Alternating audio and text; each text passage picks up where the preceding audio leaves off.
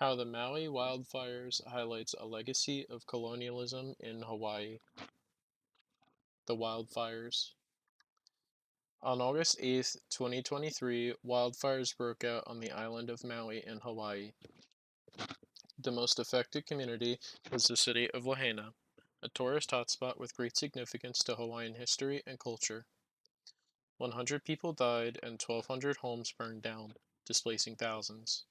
Climate change has been cited as a major contributor to the fires. I have a before and after picture here of Lahaina, and you can tell before the fire, the land surrounding it was very dry and arid. Depicted here is a chart outlining various entities tasked with first response or emergency relief in some form, and their responsibilities. Responses to the fires varied, with delayed action being the trend amongst both the state and federal government. Many organizations struggle to support first responders due to a lack of resources and a lack of training in emergency response situations. Hawaii and U.S. colonialism. Queen Liliuokalani, the Queen of Hawaii, was arrested and deposed from power in 1893. Hawaii became a republic following a coup supported by the United States military. In 1898, Hawaii was annexed by the United States and became a territory in 1900. Depicted here is a photo of U.S. troops at the ceremony to incorporate Hawaii as a territory in front of the building that used to be the Royal Palace. Sugar plantations sprung up, and water was diverted to supply these plantations.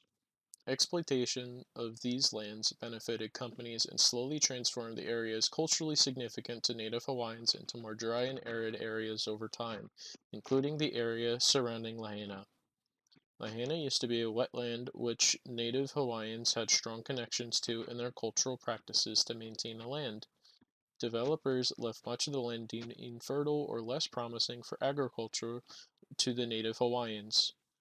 Hawaii's economy and politics became dominated by the importance of agriculture, leaving few opportunities for native Hawaiians. Hawaii became a U.S. state in 1959. Hawaii's economy changed significantly, leaving many native communities in a financially vulnerable state. The sugar industry was in decline. More land was bought up from those who could not afford to maintain it. Industry has shifted from an agricultural one to a tourist-focused economy, leading to gentrification.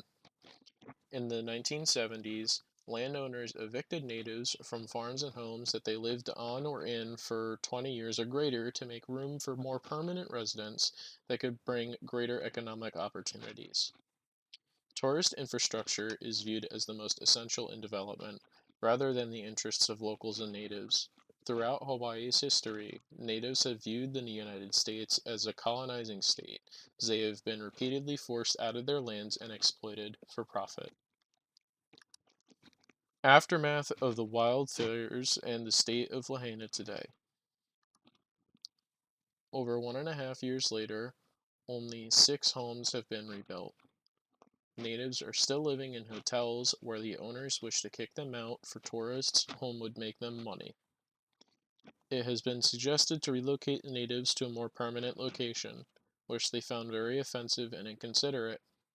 Within a week of the wildfires happening, many buyers reached out to the owners of these properties seeking to purchase and redevelop.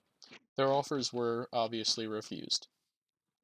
Native Hawaiians do not trust the federal government, nor the government of Hawaii as a result of historical actions taken by both governments to exploit their land and culture for profit.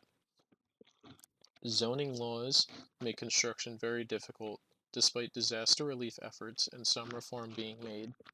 Reforms to the laws to reduce the waiting period to receive a license for development have been shortened, but reconstruction is moving at a stale pace. Zoning laws make it very difficult to build in Hawaii, but reconstruction of houses destroyed in the fires are being treated like another development project instead of an emergency. Labor shortages contribute to the slow development processes as well.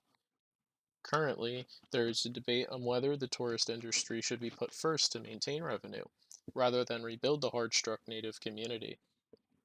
Critics say that efforts are being mismanaged, but they want priority to be focused on the tourism industry before construction of houses. Such places include the shops at Front Street, depicted here, and the reconstruction of the harbor, depicted here. Reconstruction of the community may take as long as 10 to 20 years. It is very plausible that inefficient government practices are being used to seek greater economic opportunity from the area than the native Hawaiians could provide. The native people of Hawaii's land and culture are being used for the benefit and profit of others outside of their communities. Although it is not as visible today, Native Hawaiians still face the effects of colonialism to this day via the exploitation of crises created by climate change. Here are my sources.